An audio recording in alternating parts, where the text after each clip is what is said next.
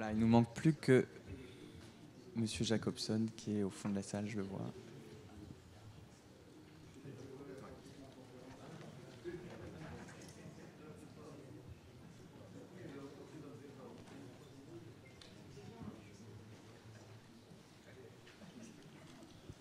Alors nous allons reprendre pour la dernière séquence de cette table ronde, Monsieur Jacobson, qui sera donc consacrée à une série d'échanges avec la salle. Donc vous allez avoir 45 minutes pour interroger sur les sujets qu'on a évoqués ou sur d'autres peut-être, sur lesquels on est passé trop rapidement ce matin, nos 4 témoins. Et pour démarrer cette séquence de questions-réponses, je propose à celui qui a introduit notre table ronde ce matin, Thierry Pêche, directeur de la Fondation Terra Nova, de commencer peut-être à nous dire ce qu'il est ressorti selon lui des échanges de ce matin et peut-être des premières questions pour lancer cette séquence. Je ne sais pas où sont les micros qui tournent dans la salle, il doit y en avoir 2. Ah voilà, ils sont au bout, si les hôtesses peuvent, voilà. On va faire tourner ces 2 micros. Alors simplement, je rappelle une règle parce qu'on est enregistré. Pour ceux qui poseront des questions, je vous prie de bien vouloir vous lever quand vous posez la question, vous présenter et évidemment bien parler dans le micro pour qu'on ait tous les éléments du débat tous entendus. Voilà, oui. Thierry Pêche, je vous laisse la parole. Je reprends la parole, mais très rapidement. Il y a un sujet qui a été évoqué par l'un d'entre vous, qui est la décentralisation, assez rapidement. C'est une question qui s'adresse en particulier à M. Jacobson. Il n'y a pas de modèle de décentralisation en Europe. Votre institution a beaucoup plaidé pour plus de décentralisation. Mais au fond, on n'a jamais très bien su pourquoi. Est-ce que c'est parce que c'est plus efficace? Est-ce que c'est parce que c'est plus démocratique? Les débats sont nombreux. Par exemple, est-ce que c'est plus efficace? Vous avez une position classique en économie qui est celle de Charles Thiébaut, qui dit oui, c'est plus efficace parce que le fédéralisme fiscal, c'est plus pertinent. Puis vous avez aussi des positions comme celle de William Alonso qui dit mais non, en fait, il y a un conflit d'intérêts entre l'intérêt local et l'intérêt national et tout ça n'est pas très simple. La démocratie, c'est plus démocratique d'avoir des petites unités locales? Oui, peut-être, mais en réalité, c'est très confortable aussi pour l'État central de diviser en petits morceaux pour mieux régner. Donc, bref, quand on regarde par exemple la dispersion des dépenses subnationales rapportées à l'ensemble des dépenses publiques en Europe, on a des modèles qui vont continuellement de 3 à 65%. Vous savez, c'est des chiffres qui viennent de chez vous. Quand on regarde, par exemple, rapporté au PIB, de 1 à 35%. Quand on regarde la part des dépenses, la part des revenus locaux qui viennent de dotations nationales, on évolue de 20 à 95%. Donc il n'y a, semble-t-il, pas de modèle en Europe. Or, on a des débats sans fin sur quelle doit être la forme de l'organisation territoriale de la République, sans trop savoir sur quel système de justification on pourrait se fonder. Moi, je crois que c'est un des domaines dans lesquels on pourrait attendre des académiques qu'ils nous donnent des idées et des arguments. J'en vois pas beaucoup. Le problème, c'est pas que moi, j'en vois pas beaucoup, c'est que des gens comme Davzi n'en voient pas beaucoup, c'est que des gens comme Esteb n'en voient pas beaucoup. C'est-à-dire que des gens qui sont spécialistes de ces questions se disent mais où est le modèle de justification de cette affaire de la décentralisation? Monsieur Jacobson, pourquoi la décentralisation et quel modèle de décentralisation? Alors oui, on peut peut-être enchaîner, comme ça on aura les 2, voilà. Est-ce que vous pouvez vous lever? Voilà, oui. Merci. Donc Patrice Aubert, je suis ce que certains appelaient des hauts fonctionnaires. Et je suis surtout ici en tant que président du courant des Poissons Roses. On parle de décentralisation, mais vous avez beaucoup parlé de l'État français, de son poids, de son importance. Et par contre, je n'entends jamais parler de déconcentration, et j'aimerais savoir si ça ne serait pas une piste. Monsieur Jacobson. Ce que je peux dire sur les questions de décentralisation, vous savez, l'OCDE est une grande organisation et, comme toute grande organisation, est aussi une organisation plurielle. C'est-à-dire qu'en fait, on a plusieurs discours aussi qui sont portés en matière de décentralisation.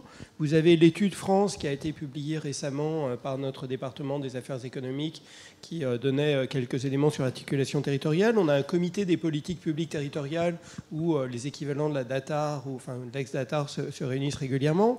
On a un comité LEADS qui réfléchit à l'emploi public au niveau local et on a même un réseau qui permet de regrouper les experts des ministères des Finances, des services des politiques territoriales, des affaires économiques pour penser la gouvernance multiniveau. Et comme vous l'avez dit, il n'y a pas de modèle. C'est tout à fait vrai. Alors, quand même, la recherche ou l'évaluation des politiques dans les années récentes, de ce qu'ont fait nos spécialistes en la matière, a beaucoup insisté sur les coûts de la fragmentation. Et ça va du coût de la fragmentation au niveau des municipalités, mais aussi les coûts de la fragmentation des aires métropolitaines. Il y avait des travaux significatifs qui avaient été faits sur Aix-Marseille, et je crois que dans un certain nombre de communautés ou de zones françaises, il y a une fragmentation institutionnelle des responsabilités très importante. Personnellement, on a fait une évaluation sur un autre sujet, le risque des crues de la Seine en région parisienne l'an dernier, qui a eu un peu d'impact. Et quand on allait rencontrer les responsables publics des politiques dans la région, on avait à chaque fois 3 petits morceaux de réponse. « Ah, vous savez, je ne suis pas vraiment responsable, mais je suis un peu responsable, mais nous, on fait ça, mais c'est eux qui font ça. » Puis nous, « Ah oui, mais nous, on fait ça dans notre périmètre. » Et puis, face à un phénomène horizontal et important, qui serait une crue transversale, on n'avait pas vraiment d'interlocuteur. Mais on avait beaucoup de gens autour de la table. Et donc, je pense que la réflexion, elle est sur réduire les coûts de la fragmentation, et là on a quelques travaux économiques qui montrent que les réductions des fragmentations permettent d'apporter du bien-être économique, et donc l'organisation effectivement soutient fortement les projets de construction de métropoles et les réformes en cours de l'organisation territoriale en France. L'autre chose aussi, c'est la clarification des compétences. Et on a écrit diverses choses sur ce sujet depuis 10 ou 15 ans. Je me rappelle même sous un gouvernement précédent, donc on peut le dire librement, avoir été convoqué avec l'équipe sèchement par le ministère de l'Intérieur de l'époque, parce qu'on avait osé dire des choses sur les compétences et la nécessité d'une clarification des compétences. Je pense qu'en la matière quand même... et ça, c'est plutôt un discours de sciences politiques et d'organisation administrative, on a besoin quand même de clarifier les compétences et de mettre fin aux compétences partagées. J'ai lu avec grand intérêt hier soir, parce qu'il m'avait finalement été transmis le rapport de France Stratégie sur le sujet, et j'ai trouvé que le langage était un peu alambiqué. Et j'ai trouvé que, parce qu'il parle un petit peu de mettre fin, de clarifier les choses, mais ce qui est écrit n'est pas très clair. Et quand vous prenez aussi l'étude France qui a été sortie cette année, avait un discours même plus radical qui disait qu'il fallait mettre fin aux compétences générales pour les collectivités territoriales. Tout le monde ne peut pas tout faire en même temps. Ça coûte cher, c'est un peu la cacophonie. Quand on regarde les raisons de la dérive des dépenses publiques en France, c'est pas vraiment que les fonctionnaires s'en mettent plein les poches, mais c'est qu'on a plusieurs fonctionnaires pour faire la même chose. Et c'est vrai qu'en la matière, il y a aussi un sujet, et on le voit transparaître en filigrane, qui est celui de la déconcentration, et dans ce domaine, de tirer les conséquences du processus de décentralisation et de rationaliser les services déconcentrés de l'État. Le problème, c'est que l'OCDE, en la matière, ne peut pas se prononcer directement car nous n'avons pas de données qui permettent de distinguer les données des services déconcentrés des services décentralisés au niveau local. Ça demanderait des données plus fines. Mais c'est vrai qu'a priori, il faut unifier les compétences, faire en sorte que les compétences soient suivies par des moyens. Et quand il n'y ait pas de compétences, il n'y ait pas de moyens en face. C'est une logique assez simple. Et le dernier point, c'est là aussi de mettre en œuvre un agenda de performance et de responsabilité. Responsabilité, pourquoi ? Ça, c'est plutôt la théorie des biens publics locaux, de se dire qu'une collectivité territoriale, elle a besoin aussi d'être responsable sur ses ressources, et donc donner des compétences, c'est aussi donner une redevabilité des ressources. Mais ça suppose une réflexion sur la fiscalité locale qui est assez complexe, qui n'a pas beaucoup évolué en France depuis 10 ou 15 ans et qui est un sujet compliqué.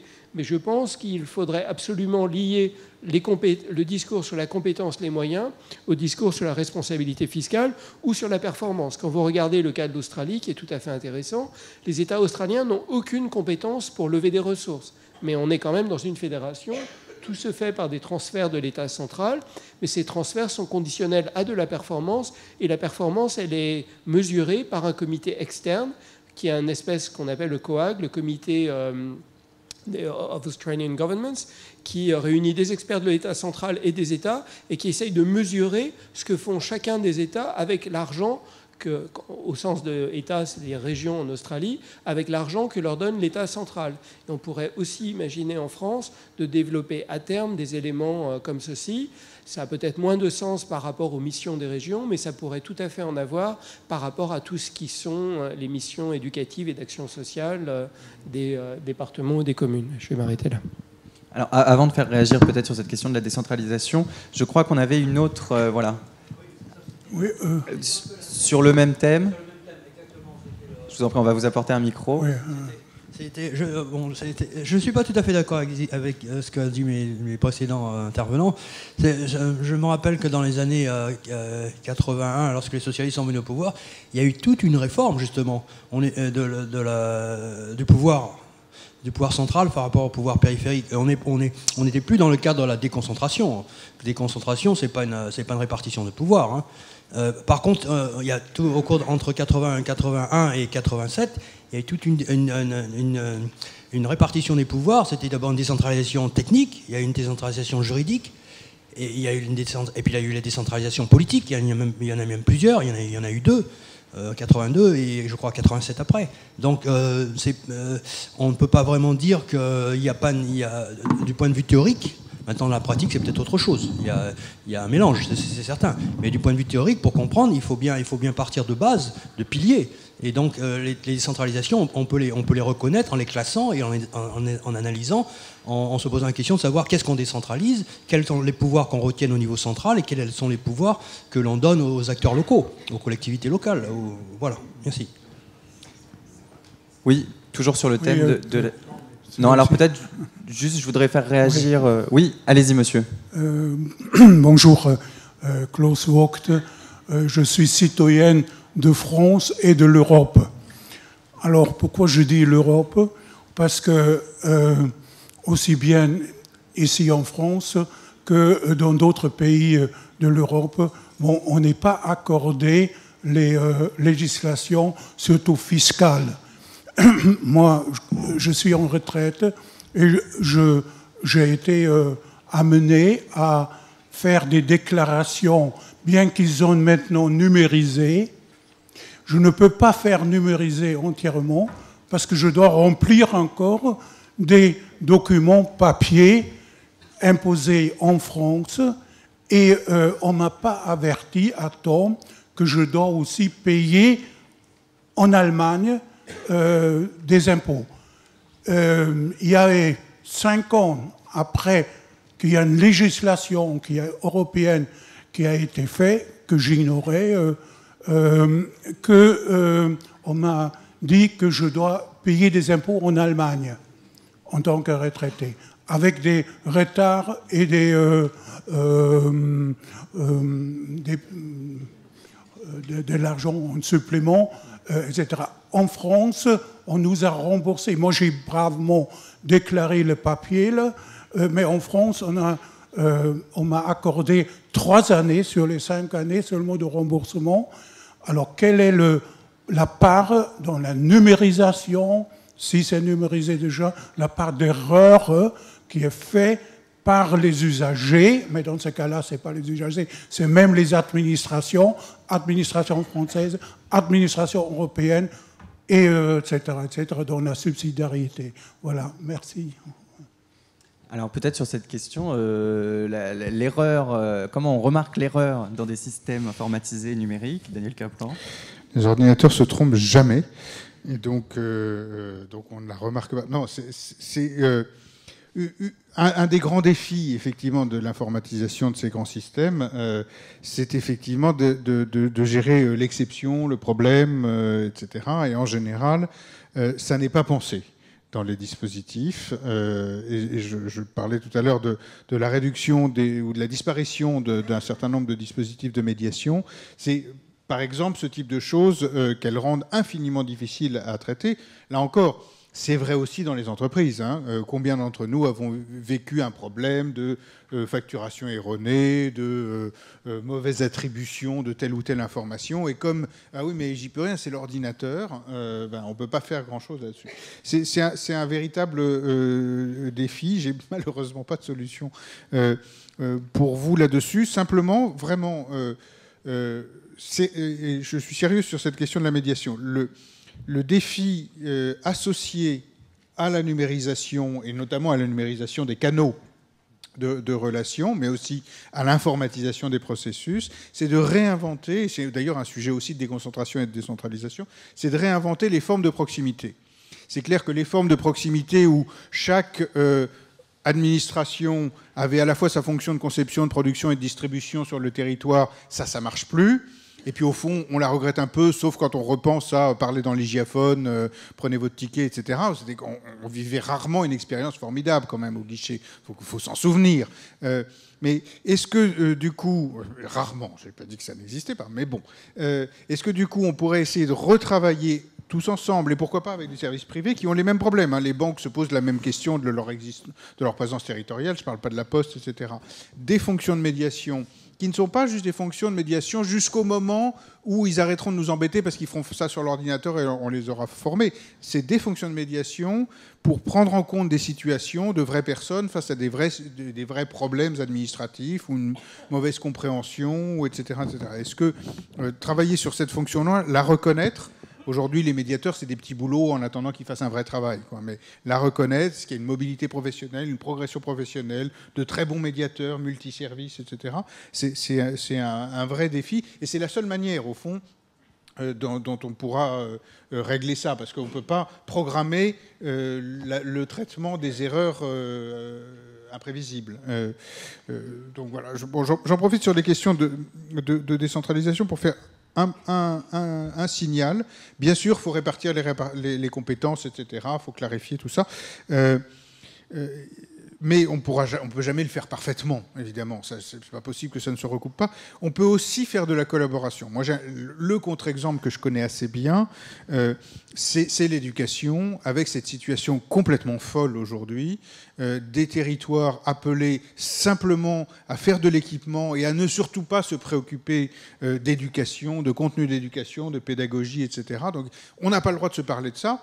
Ce qui, par exemple, sur la conception d'établissements scolaires est d'une absurdité totale, puisqu'évidemment, les lieux sont des manifestes pédagogiques ou des manifestes politiques parmi d'autres. Un exemple par l'absurde, au tout début de l'opération de distribution des ordinateurs portables aux collégiens des Landes, qui a donc bien un peu plus de 10 ans. À l'époque, les batteries duraient très peu de temps, donc et puis il n'y avait pas de Wi-Fi, parce que les ondes, tout ça. Donc ils se sont dit, il faut bien qu'on puisse les brancher. On s'est dit, bah oui, bonne idée, tiens, on va visser des plots au sol pour pouvoir brancher les ordinateurs. Et une fois qu'on a eu vissé les plots au sol, on s'est aperçu qu'on avait structuré de manière définitive l'organisation frontale de la classe. C'était plus possible de la faire en U, en cercle, etc., puisqu'il y avait les plots. Et donc c'était fini. Donc l'architecture est un choix.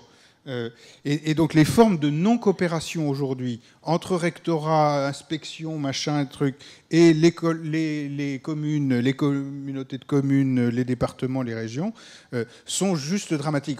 La répartition des compétences ici n'est pas en cause, c'est l'absence de dispositifs de coordination. Une autre question de la salle? Oui, j'en vois une. Monsieur?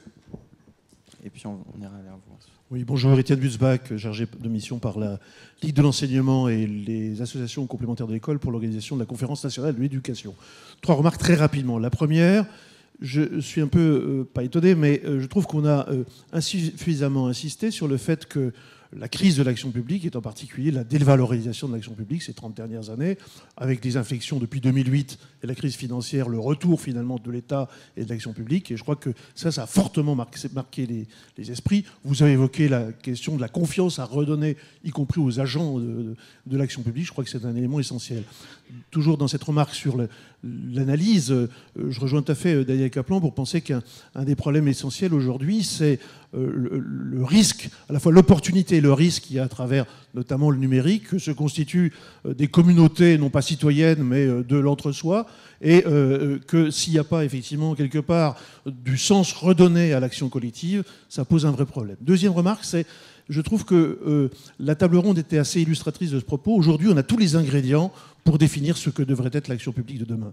À la fois les instruments de l'action publique, la question de la gouvernance multiscalaire, la question de la gouvernance par projet, la question de la performance et des ressources humaines, la question de la recherche-action qu'évoquait là aussi Daniel Kaplan. Mais la difficulté, c'est l'articulation entre l'ensemble de ces éléments et non pas l'opposition entre ces différentes notions. Et je terminerai par la dernière remarque en disant que un des éléments qui me semble essentiel aujourd'hui dans l'action publique, c'est la question de l'organisation du débat public lui-même. C'est-à-dire comment faire du commun et faire du sens. Et que là, ça a été quand même un peu absent aussi, j'ai trouvé des discussions, même si une initiative comme celle-ci ou celle qui est reprise le 16 avril là, par la FING peuvent contribuer à ce débat public, il y a quand même aujourd'hui, on a un vrai problème de gestion de ce débat public. Je prendrai 2 exemples très rapidement. La décentralisation, on a réduit le débat public ces derniers mois à du mécano institutionnel. Là, il faudrait lancer un grand débat sur l'aménagement du territoire, et parce que le vrai problème, effectivement, c'est pas savoir si c'est tel niveau ou tel niveau qui est pertinent, c'est de constater qu'il y a aujourd'hui un pays réel qui se joue à différentes échelles, et un pays institutionnel qui est effectivement en décalage, mais que si on ne se met pas d'accord sur ce qu'est le pays réel, il est difficile de pouvoir effectivement essayer de dessiner ce que pourrait être le pays institutionnel demain. Deuxième exemple, c'est ce que nous essayons de faire avec la Conférence nationale de l'éducation. C'est un rendez-vous citoyen annuel qui permet, entre les différentes composantes de la communauté éducative, de pouvoir effectivement faire le service après-vote de la loi sur refondation de l'école, mais au-delà d'ailleurs de repenser la refondation de l'éducation. Mais comment arriver à transformer l'action publique si on ne met pas en place des rendez-vous citoyens de ce type ?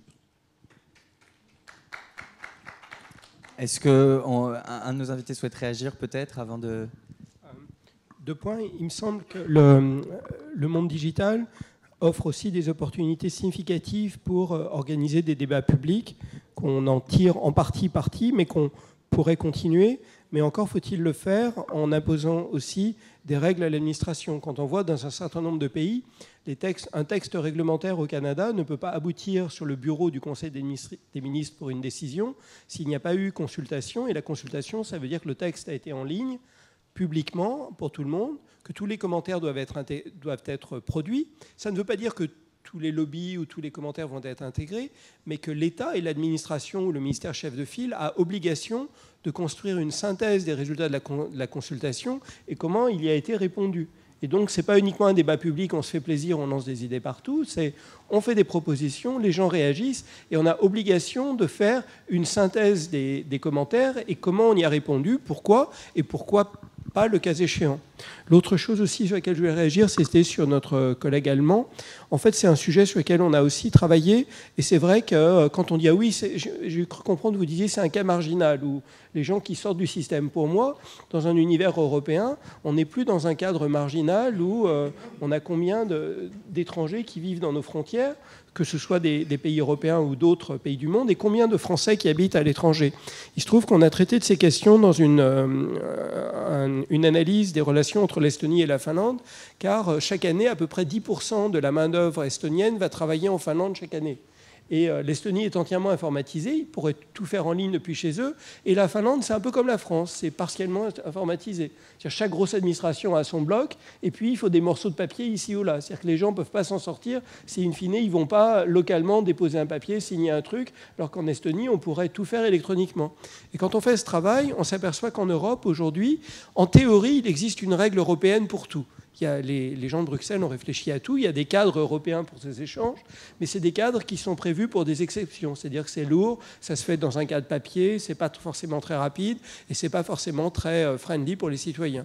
Et c'est vrai que je pense que dans ce domaine-là aussi, il y a des progrès à faire pour faciliter l'intégration des citoyens et le transit des citoyens à travers les frontières, que ce soit entre pays européens, voire même en pensant à tous nos migrants et au fait que dans de nombreux pays du monde qu'autrefois on considérait comme des pays en développement, il existe aussi aujourd'hui des identifiants électroniques et des administrations électroniques qui permettraient de faire certaines choses. Merci. Jean-Bernard Roby, vous souhaitiez...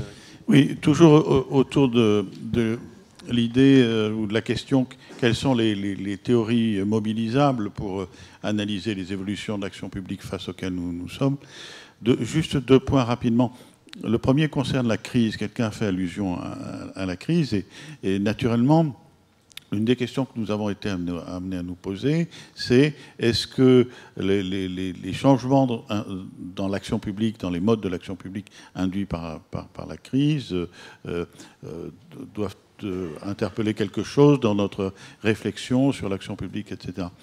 C'est un sujet un peu compliqué, mais je résumerai en disant, peut-être pas de manière très sensible chez nous, mais par exemple, si vous vous déplacez en Grèce ou au Portugal, par exemple, là vraiment, on va être profondément conduit à s'interroger sur les implications que la crise et les politiques qu'on est obligé de conduire face à la crise ont vis-à-vis de questions très, très essentielles, comme par exemple en termes de droits fondamentaux. Cette interrogation existe assez fortement dans les deux pays que je viens de nommer au moins. Sur la décentralisation, à ma connaissance, il n'existe pas de théorie juridique ou parajuridique qui réponde à la question la décentralisation est-elle souhaitable ou pas, hein? À ma connaissance, il n'en existe pas. Ce que nous avons, c'est de l'analyse comparée, c'est du benchmarking. D'ailleurs, l'OCDE y a puissamment contribué. Et donc, nous avons beaucoup d'informations sur les systèmes de décentralisation dans le monde et tout spécialement en Europe. Et qu'est-ce qu'on découvre? Il y a tout de même des choses très, très sensibles. La première, c'est que à peu près partout, la décentralisation s'accroît. Il n'y a pas beaucoup de situations de pays dans lesquels elle régresserait. Peut-être un tantinet en Grèce actuellement, mais enfin, ça n'est pas très, très... c'est tout à fait exceptionnel quand ça se produit. D'autre part, il me semble qu'en tous les cas, c'est vrai en Europe autour de nous, tous les systèmes de décentralisation sont dans un état de versatilité profonde, c'est-à-dire ils sont en continuelle modification, en continuelle transformation. Et c'est pas parce que je ne crois pas que ce soit uniquement parce que les législateurs sont inconséquents, c'est aussi parce que c'est une matière qui doit être travaillée de manière permanente. Et il y a une troisième chose qui je crois, est très perceptible, c'est que les systèmes de décentralisation, d'organisation territoriale des États, ont tendance à se ressembler de moins en moins les uns aux autres. Chacun construit sa propre identité de manière exponentielle, de plus en plus profonde. Prenez les systèmes qui sont autour de nous, les États qui sont autour de nous, aucun n'a un système territorial que vous pouvez rapprocher d'un autre ou assimiler à un autre. Alors que dans le passé, on aurait dit, bon, il y a quelques types et on peut tout faire rentrer dans ces quelques types. Alors, je ne sais pas quelle leçon en tirer sur le plan de l'action, de la réflexion sur ce qui serait la décentralisation souhaitable dans notre pays.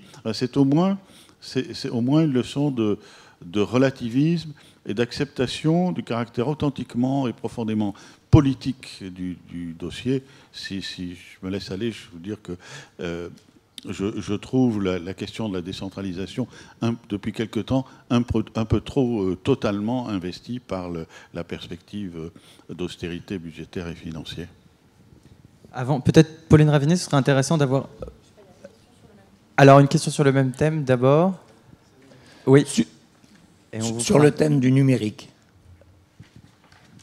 Alors attendez, on va d'abord laisser la parole à monsieur. James Goldberg.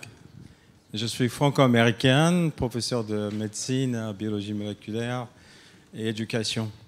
Et je pense en France et en Amérique. Je pense que ce que vous avez dit, et bien sûr vos remarques particulièrement pertinentes, c'est l'éducation et information. Ça fait 35 ans que je suis en France, ça fait toutes les 5 semaines que je vais entre l'Amérique et la France, et que on a une culture en France extrêmement modeste et extrêmement personnelle. En Amérique, on dit tout, et on bosse pas d'argent. Tout, c'est l'argent, qu'est-ce que vous allez faire, etc. Ici, mes étudiants à Harvard paient 58 000 $ par an pour l'inscrire, et mes étudiants en France paye 1200 en médecine. Okay. Donc, pourquoi? Et pourquoi c'est comme ça? Comment ça fait qu'il y a une différence? Et qu'on a démontré que nos universités françaises en médecine étaient aussi bien performantes à la fin des études, que les américaines, parce qu'on a fait un test entre la fin des études des deux pays. Okay. Mais on n'a pas annoncé ça, on m'a donné des palmes académiques, mais... il ne faut pas le dire trop fort. Ce que je veux dire, c'est que la France, c'est un pays remarquable. Il faut de temps en temps qu'on décide, qu'on va expliquer qu'est-ce qu'on fait dans chaque territoire pour que tout le monde en public peut comprendre qu'est-ce que vous faites pour la stratégie centrale. Il faut bien l'expliquer, comme M. Capron a dit, l'information numérique n'est pas capable de tout solutionner, au fait, l'éducation, on n'a pas encore, dans aucun pays, mis ça dans le curriculum de chaque année scolaire de nos différentes études. On n'a pas encore communiqué à le public l'importance du numérique et ce qu'on fait dans chaque territoire. Et c'est vrai, chaque culture, dans chaque de nos régions, les ARS sont spécifiques, les agences régionales sanitaires sont spécifiques et qu'ils ont une grande tendance. Et pour terminer, je dirais, parce que, excusez-moi, j'arrive de Los Angeles, c'est 14 heures, ça fait une petite différence. Washington, Los Angeles. But I'm not going to switch to English because in France, we do not defend our ability to be remarkable in education, remarkable in medicine, remarkable in economic values. Spécifiquement, on n'informe pas le public suffisamment de tout ce qu'on fait de bon et des défis. Et après, comme M. a bien expliqué, et expliquer les défis qui sont devant nous spécifiquement. Et que ça, sachez qu'en France, on a créé une agence nationale pour le développement d'évaluation médicale, 90. Juppé, en 96, excusez-moi, je parle de la médecine, mais il y a d'autres, a créé une agence pour l'accréditation et l'évaluation de médecine, le plus important d'Europe, plus que le NHS, mais là, il ne faut pas le dire. Ensuite, on a créé HAS. Ensuite, on a créé les ARS, on a fait des avances importantes. Donc je pense que la communication et la valorisation qui étaient faites, et après la suggestion, comment chaque année on peut améliorer directement entre le central, le régional et spécifique, mais en montrant exactement ce qu'on fait de bon, les spécificités, exactement ce qui est fait de bon. Et ces exemples vont informer et enthousiasmer et mettre les gens devant le défi d'aujourd'hui. Parce que la France a fait beaucoup de choses remarquables et que d'être un étudiant en France et pas payer 30, 40 ou 50 000 $ par an, d'être un étudiant en France et avoir une couverture sociale complètement plus que l'Amérique et même de Canada, et même d'Allemagne, das ist wirklich schön. Wirklich schön. Alors, est-ce qu'on est trop pessimiste en France? Est-ce qu'on a du mal à mettre en avant justement, est-ce qu'on n'a pas tendance à la flagellation d'une manière générale et à pas voir aussi ce qu'on fait de bien dans l'articulation des différentes politiques et aussi sur les différentes strates du paysage institutionnel? Sûrement, et en même temps, il ne faut évidemment pas se masquer derrière ça pour se dire, bah, du coup, ok, c'est bon, on peut encore attendre un peu. Mais en fait, dans une comparaison Europe-États-Unis, on avait fait quelque chose d'autre qui revient à ce mot d'enthousiasme. Dans ce cycle annuel de prospective qui s'appelle Questions numériques, il y a 2 ans, on travaillait sur les promesses que le numérique avait formulées à la société, à l'économie. On en faisait le bilan, et pas seulement tenu, pas tenu, mais évidemment, qu'est-ce qui nous étonne, etc. Puis on s'amusait à les reformuler pour l'avenir. Mais du coup, on a fait de la spéléologie ou de l'archéologie des promesses passées. Et là, à en lire, il y a quelque chose qui, à un moment, nous a frappé, qui est la différence de tonalité entre la tonalité européenne, pas seulement française, et la tonalité américaine, qui est quand même un peu explicative de la différence ensuite économique. C'est que quand on est aux États-Unis, le numérique, c'est la nouvelle Athènes, c'est la nouvelle Florence, c'est la transformation de l'humain, c'est sans précédent, etc. Alors nous, on est Européens, ils sont vachement naïfs, quand même, c'est quand même pas ça, et non, c'est quand même pas ça, etc. N'empêche que ça donne envie. Dire, bah oui, si c'est la nouvelle Athènes, c'est cool quoi, d'y être, d'en faire partie, et puis d'être plutôt un citoyen dans l'histoire. Et alors, quand on va chercher les promesses européennes, le numérique, c'est ce qui va nous permettre d'essayer de gérer le changement climatique, la baisse des financements publics, la crise économique, le vieillissement de la population, etc. C'est tous ces trucs affreux qui sont en train de nous arriver et qu'on va essayer d'un peu mieux gérer. Donc vous imaginez que ce n'est pas tout à fait la même chose qui se passe. Et ça, c'était incroyablement frappant. Et on a citation après citation, y compris, voilà, on a des citations de Hillary Clinton, alors secrétaire d'État, etc., qu'on n'entendrait jamais dans la bouche de politiciens ou de hauts fonctionnaires français et européens. Cette question de l'enthousiasme, en tout cas, elle est essentielle. Si on n'a pas envie de changer ou si on se dit « ouais, il faut qu'on change parce que vraiment c'est la galère », c'est pas du tout pareil que de se dire « c'est formidable ce qu'on va créer ». Et là, on a au moins quelque chose à tirer de ça.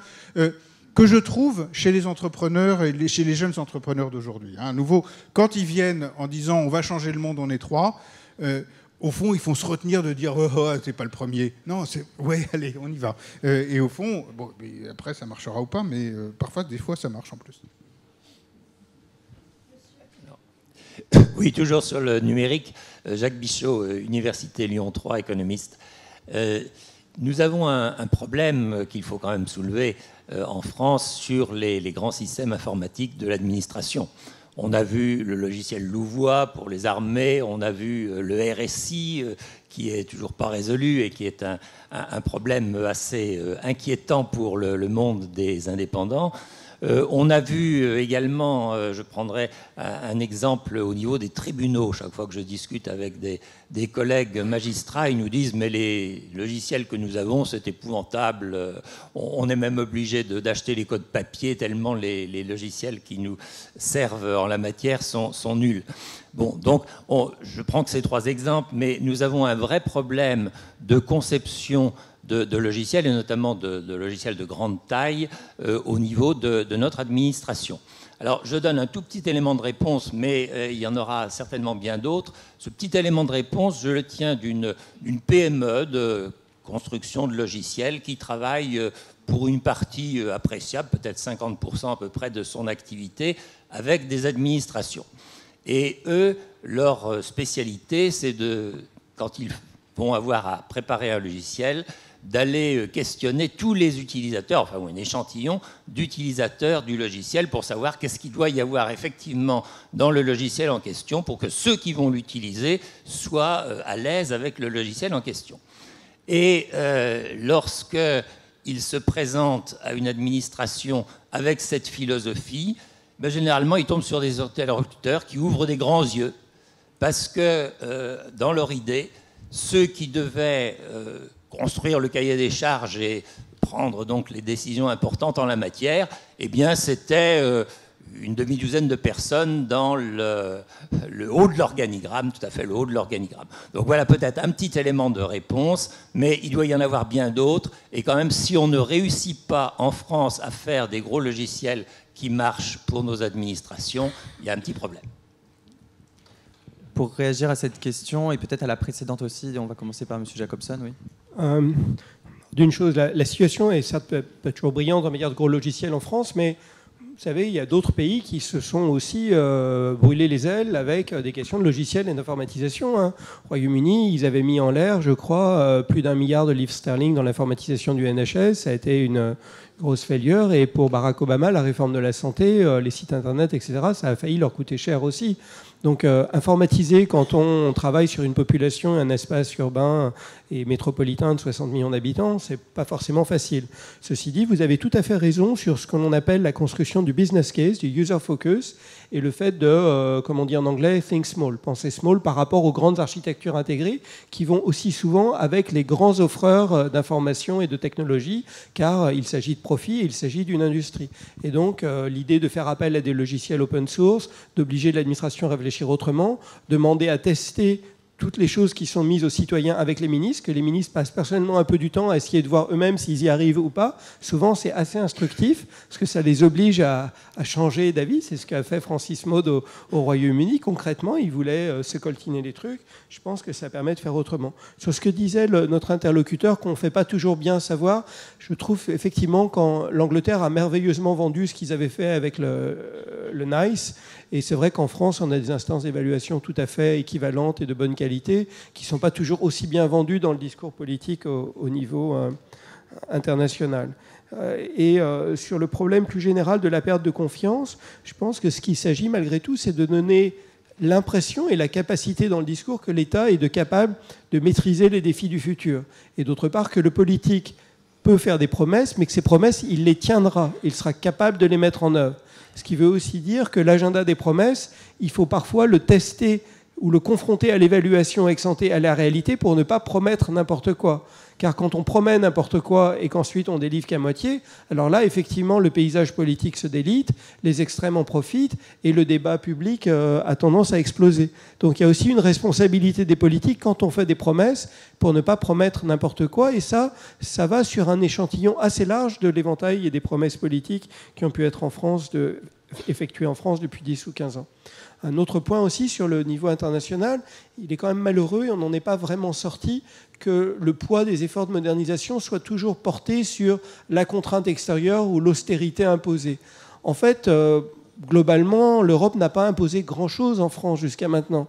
C'est surtout une partie du monde public français qui se défausse sur Bruxelles des discours de modernisation qui s'imposent à nous, quoi qu'il arrive, car on vit dans un ensemble avec des partenaires, avec des pays membres et qui font face aux mêmes défis que nous et qui ont besoin d'y apporter des réponses.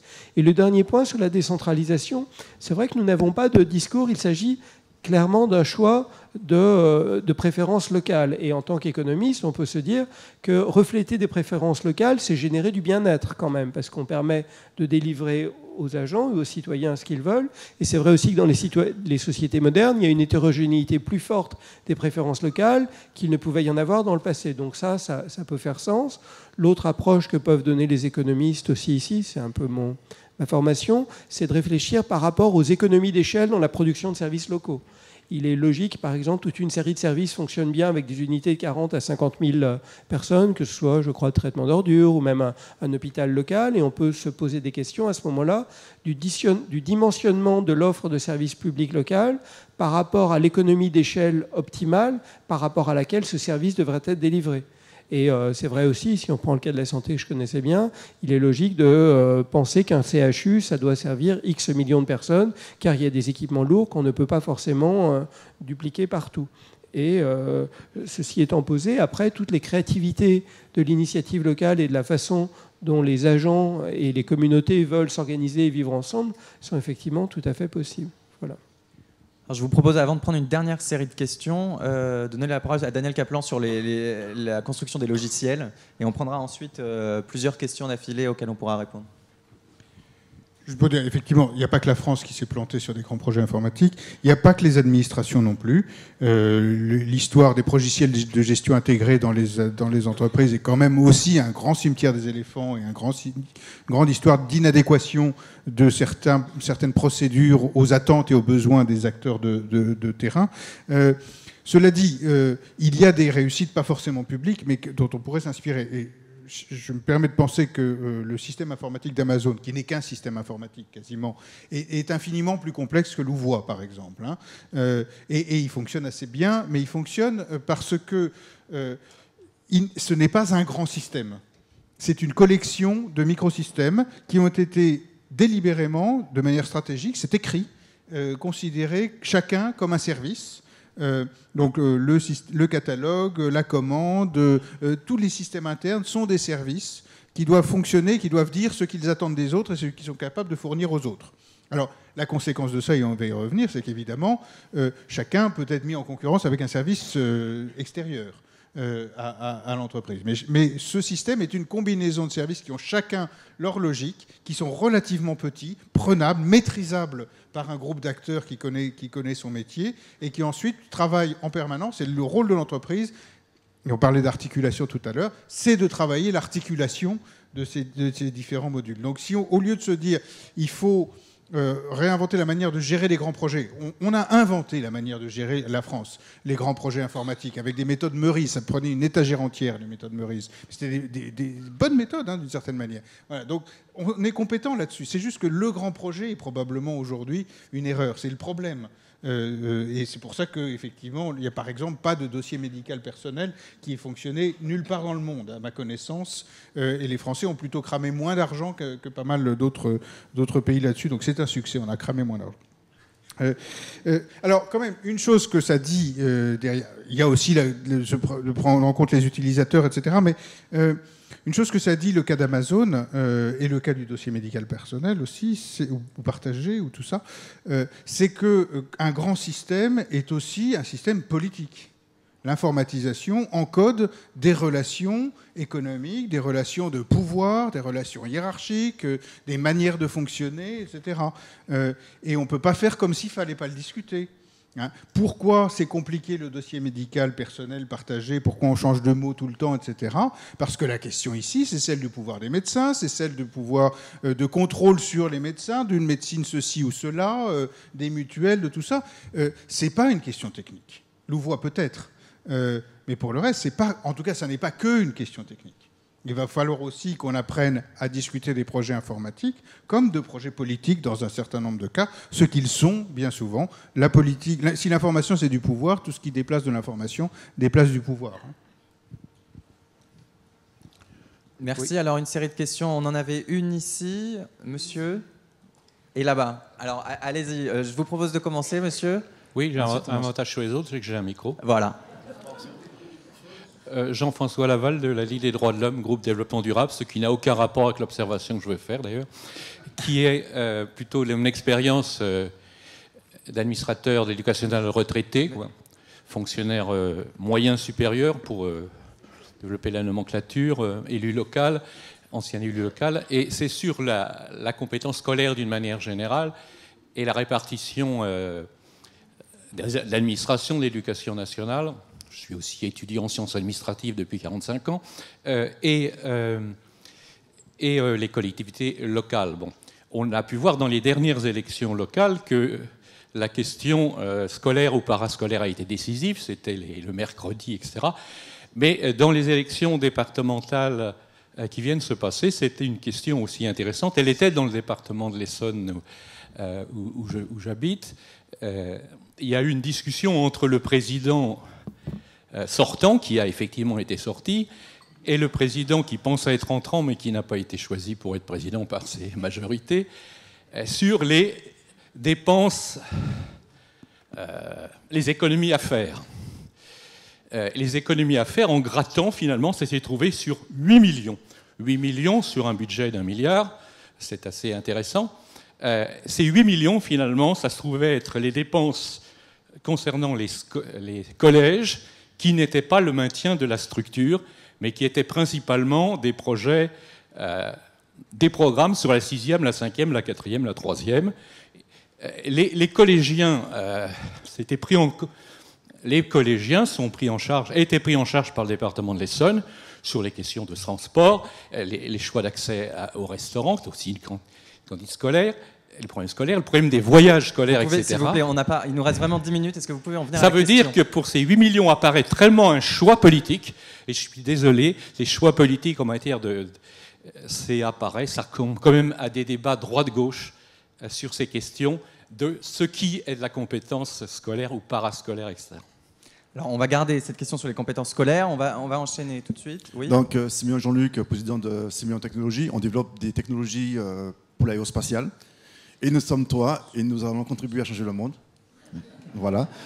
Nous venons de Grenoble, et c'est une opportunité parce que, du coup, je me positionne non pas plutôt pour les PME et les startups, parce que nous sommes une startup innovante.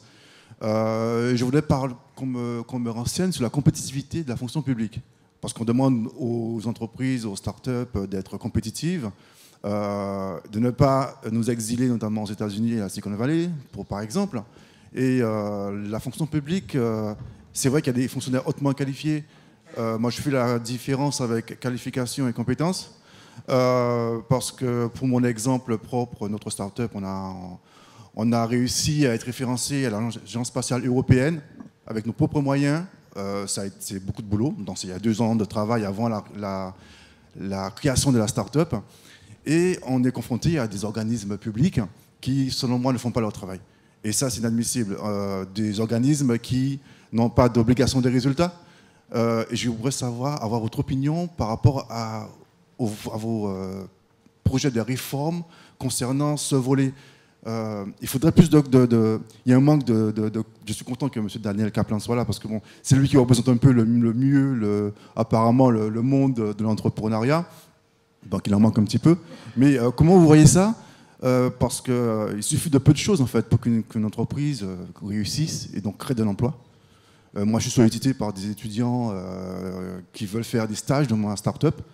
Et avec le millefeuille de dossiers, de documents à remplir qui sont un peu absurdes, il faut attendre 3 mois, alors qu'aux États-Unis, si on fait une levée de fonds, par exemple, en une semaine, vous levez 200 millions. On a bien compris. Hein. Donc à la fois la compétitivité de la fonction publique et la complexité aussi des démarches administratives. Voilà. Merci bien. On prend 2 dernières questions, s'il vous plaît. Je profite que j'ai le micro aussi. Alors, allez-y, je vous en prie. À ce qui paraît, c'est une méthode. Oui, le thème, je me souviens bien que c'était l'état de la réflexion sur l'action publique pour le débat de ce matin. Je voudrais essayer de m'inscrire dans ce thème-là précisément. Dans les discussions Jean-Robert Suesser, mon nom. Dans les discussions qui ont eu lieu jusqu'à maintenant, à plusieurs moments, on a parlé de la volonté de certains de nos concitoyens d'être co-responsables des décisions de l'action publique. En fait, on s'inquiète parce qu'on dit qu'il y a beaucoup de freins à ça. En même temps, c'est peut-être le moins inquiétant parce que les gens qui veulent le faire, ils vont y arriver. On est dans des démocraties, ça prend du temps, c'est pas toujours impeccable, c'est pas toujours du premier coup, mais work in progress à coup sûr. Ce qui est peut-être plus inquiétant, si on veut réfléchir à l'action publique, ce sont tous les gens qui ont intériorisé le fait que l'action publique, c'est trop cher. Et puis qui voient qu'il n'y a plus d'école, il n'y a plus de bureau de poste, il y a toute une série de choses qui disparaissent autour d'eux. Et s'ils ne le voient pas, ils regardent la télévision. Et puis à la télévision, ils voient qu'il y a beaucoup moins de solidarité, c'est pas à la mode, c'est trop cher, etc., etc. Et dans le champ du débat public, il y a une réponse aujourd'hui. Je crois que ça a été dit par M. Kaplan dans sa dernière intervention avant la pause. C'est l'idée que les droits, oui, c'est très très important, l'action publique doit les garantir, mais en fait c'est trop cher pour que ce soit pour tous. Et c'est la montée de tous les populismes régressifs qu'on a partout en Europe. Tu avais utilisé le mot d'extrême droite, c'est pas forcément que l'extrême droite, mais c'est cette idée-là que l'action publique, ce n'est plus pour assurer les droits pour tout le monde parce qu'on ne peut plus se le permettre. Et ce sont ceux qui sont le plus en danger qui le vivent comme ça. Et ça pose un problème sur quel est l'objectif, le sens de l'action publique aujourd'hui. Est-ce que c'est bien celui du projet européen, qui dit les droits pour tous, qui dit l'inclusivité?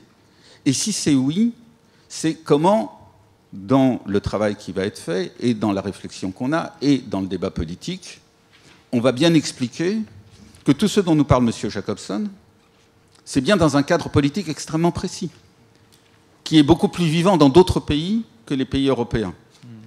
Et je crois que c'est ça à quoi on devrait essayer de répondre. Merci. Est-ce que quelqu'un a encore une dernière? Est-ce qu'on peut... Voilà, monsieur. Oui, Pierre Bobby, Fédération Jean Jaurès. Ce qui me frappe dans la discussion de ce matin, c'est le contraste qu'il y a entre d'un côté la richesse des expériences, des recherches qui ont été exposées ici, qui sont représentatifs de beaucoup d'autres choses qui se passent dans la société française. Puis d'un autre côté, la réflexion sur l'action publique et la rénovation de l'action publique que je trouve tout à fait sclérosée. Quand je dis contraste, je pourrais dire abîme qu'il y a entre les deux. C'est quoi l'essence de l'action publique? C'est pas une action économique ou sociale comme une autre. C'est de répondre aux besoins des citoyens et des collectivités. Et ça, cette spécificité-là, elle implique qu'on ne fasse pas du copier-coller de ce qui se passe dans l'économie, dans l'industrie, sur l'action. Non, il faut prendre en compte cette spécificité-là. Et ça implique de sortir du modèle qu'on connaît en France depuis très longtemps, qui est un modèle top-down. On pense la réforme de l'action publique d'en haut, alors que si on inverse la démarche et qu'on fait du bottom-up, qu'on ouvre les portes, les réflexions à toute la richesse qu'il y a sur le terrain, ben on pose la réforme de l'action publique d'une manière complètement différente. Alors, la caricature. Alors, on n'a pas ici de représentants de la haute fonction publique qui viendraient nous dire « Mais tout ça, on le sait, on n'a pas besoin des expériences du terrain. » C'est un peu le cas de l'OCDE, hein, parce que si on écoute M. Jacobson, ils ont fait des rapports sur tout. Je demanderais d'ailleurs pourquoi ils ne remplacent pas les différents gouvernements des pays de l'OCDE, parce que toutes les réponses existent dans les rapports de l'OCDE. Mais je crois que dans la haute fonction publique, ben, c'est aussi pareil. Il faut inverser la démarche et ouvrir les portes, les fenêtres à toutes les expériences qui existent sur le terrain, y compris dans les universités. Alors, on va répondre à cette dernière salle de questions.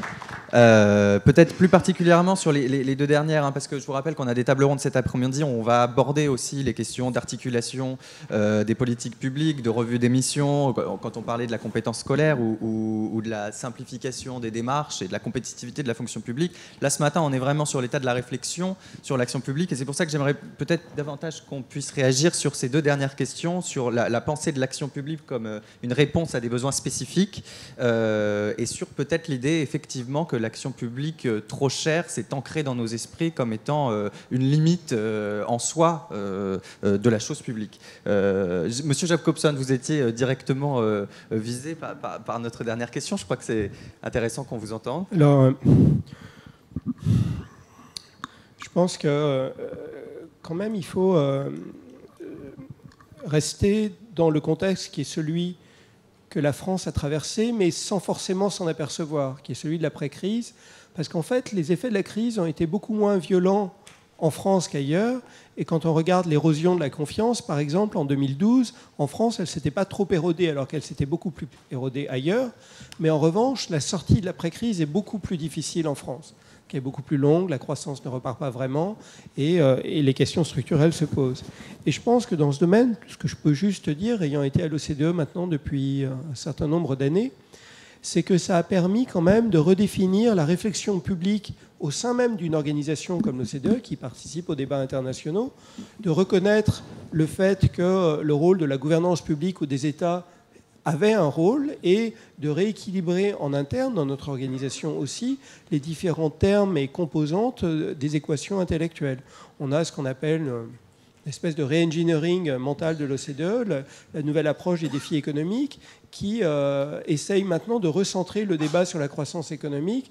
Par exemple, quand on regarde les priorités de notre secrétaire général maintenant, ces questions d'inclusivité de la croissance économique sont mises au centre des questions. L'attention portée par l'organisation aux questions d'inégalité est très différente aujourd'hui de ce qu'elle était quand j'ai rejoint l'OCDE à la fin des années 90.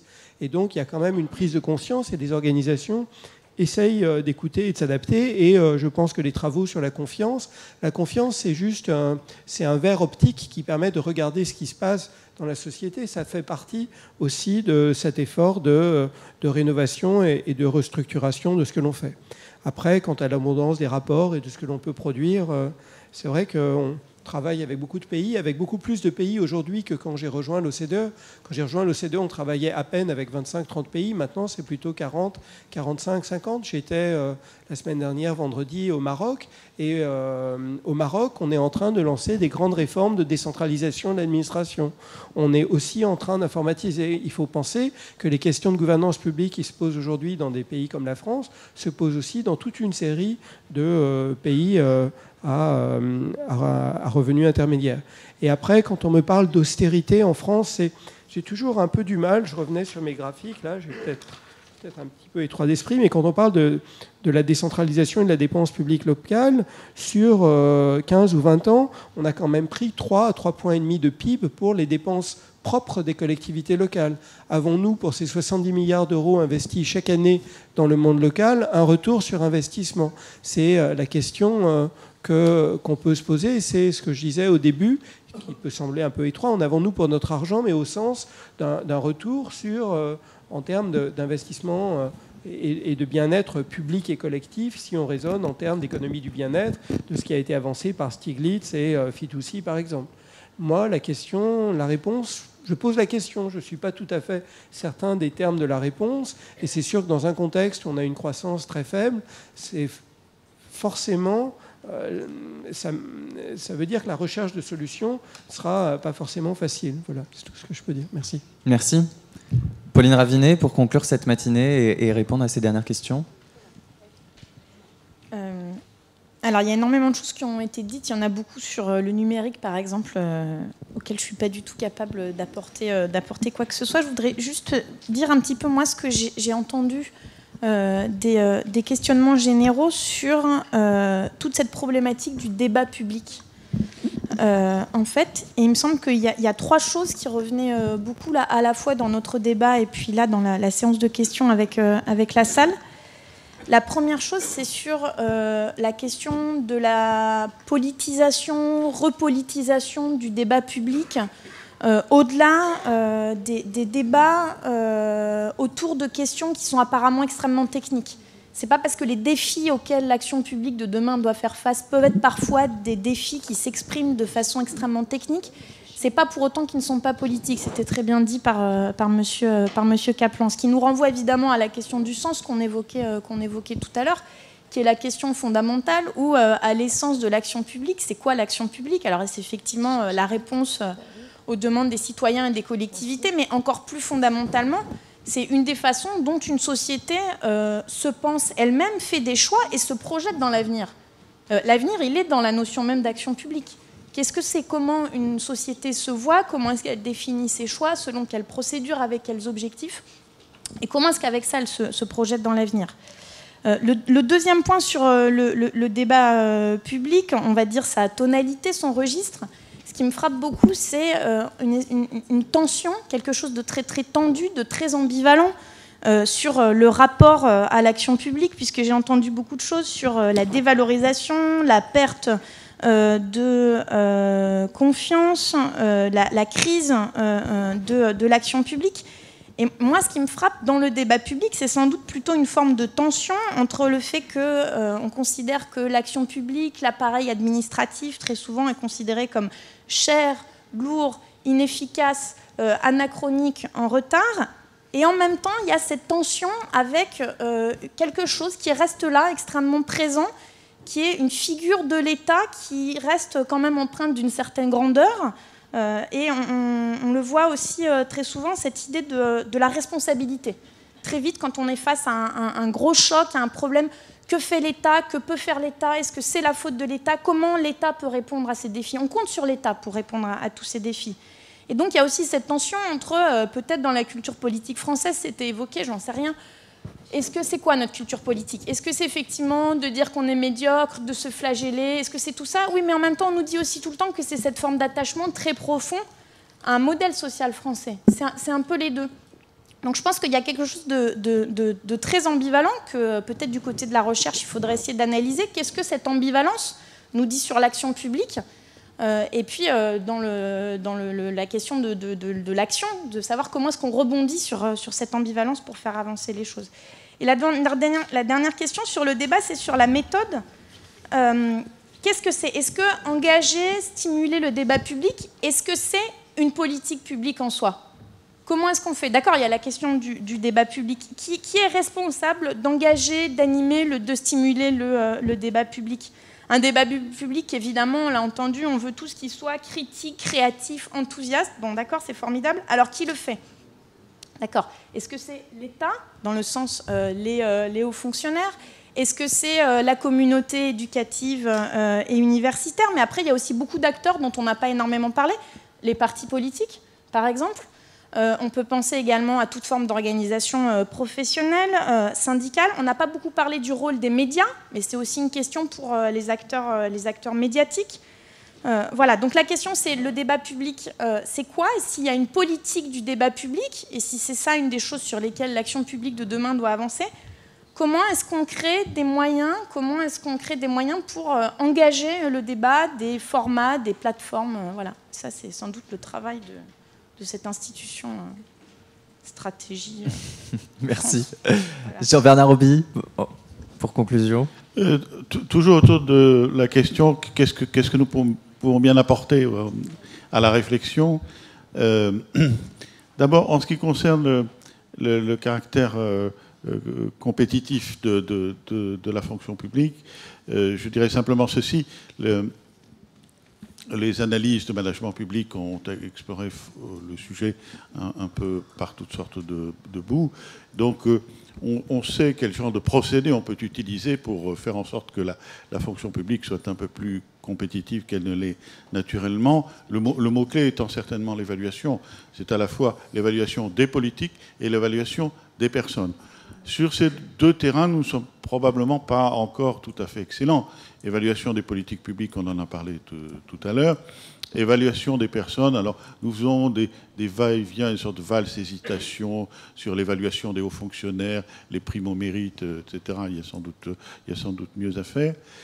Sur un second point très rapidement, si vous voulez bien, qui a été également évoqué, qui est l'influence que la construction européenne a sur les modes de l'action publique, sur l'action publique dans notre pays. Je voulais simplement signaler que c'est une question à laquelle nous, juristes intéressés par l'action publique, nous avons travaillé beaucoup dans le fil de ces études que je ramassais tout à l'heure dans l'idée de droit administratif européen. Et au fond, on s'est beaucoup posé la question.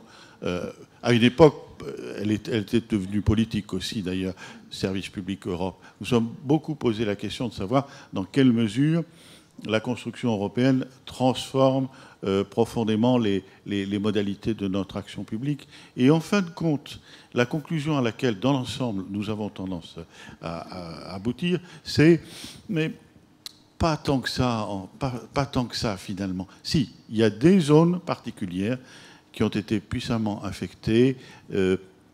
Le statut des services publics économiques au niveau local, le statut des grandes entreprises publiques nationales à caractère d'établissement public comme EDF, La Poste, etc., que pour des raisons sur lesquelles je ne m'étends pas, on a dû transformer en société, etc. Donc il y a des niches d'influence forte, mais finalement, pour le reste, les cadres de l'action publique sont relativement préservés. Merci. Et Daniel Kaplan, enfin, pour terminer. Deux remarques rapides. D'une part, donc, dans les deux travaux qu'on a été amenés à mener à un moment ou à un autre sur les questions d'inclusion, à la fois au niveau européen en 2006 ou 2007, et puis au niveau du Conseil national du numérique l'an dernier, on avait proposé de définir l'inclusion comme la capacité à prendre une part active à la société telle qu'elle est, en l'occurrence numérique dans le sujet numérique, enfin, ou dans lequel le numérique joue un rôle important, mais à la société telle qu'elle est. Et du coup, vis-à-vis de l'action publique, il y a à la fois une question, certes, de codécision, participation à la discussion, etc., mais on voit bien que l'enjeu, c'est aussi, est-ce que je suis capable de participer à l'action ?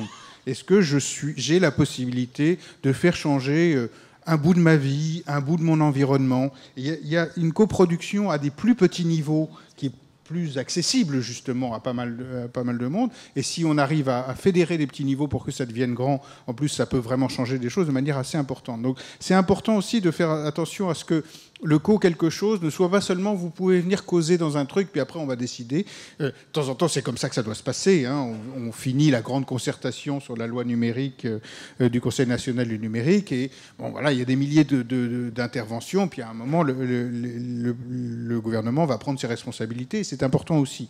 Mais ça ne peut pas être que ça parce qu'à ce moment-là l'indirection est trop grande et au fond on a l'impression d'avoir pas participé à grand chose et c'est pas 100% faux. Donc il faut pouvoir faire par soi-même et s'articuler. Et puis un dernier point quand même qui est aussi une question pour la recherche, et puis pour finir sur une note pas forcément complètement gaie, c'est qu'un des grands défis pour l'action publique demain tournera autour du fait de vouloir ou ne pas vouloir utiliser les incroyables capacités à tout savoir que nous confère le numérique. Et on est en plein milieu aujourd'hui autour du projet de loi sur le terrorisme, hein, dans lequel on signale que s'installerait pour la première fois une surveillance par défaut de l'ensemble des communications des citoyens qui ne seraient ensuite exploitées que quand il y aurait une présomption de ceci, avec toute une série de contrôles. Mais c'est un endroit où, à mon avis et à l'avis du Conseil du numérique et de la CNIL et de la Commission des interceptions de sécurité, etc., une assez mauvaise manière de suivre les États-Unis sur ce sujet-là. Mais cette question-là, au-delà de l'enjeu politique, cette question d'une action public qui produit ou qui a accès en permanence à des données sur ce qu'il se passe en matière de santé, en matière de réussite éducative, en matière de sécurité, en matière d'environnement, etc. Comment est-ce qu'on décide qu'on s'en sert ou qu'on s'en sert pas? De manière préventive ou pas de manière préventive? Et quelle responsabilité on prend quand, pour des raisons, y compris de liberté publique, on décide de ne pas s'en servir? Ça, c'est vraiment une question assez redoutable, juridique, philosophique, politique, à laquelle on se trouve là. Et là, on peut peut-être avoir un apport amont des chercheurs comme des praticiens, parce qu'on est un peu démunis. Voilà, c'est sur cette question des données et de l'utilité des données pour la recherche aussi qu'on termine cette première table ronde. Oui, tout à fait. Alors justement, je vais vous inviter à donc maintenant sortir. On a un temps pour déjeuner. On va se retrouver à partir de 14h15 pour rentrer vraiment décortiquer dans le vif le rapport de France Stratégie. Je vous remercie à tous d'avoir été là ce matin. Et puis donc rendez-vous 14h15 au même endroit. Merci beaucoup.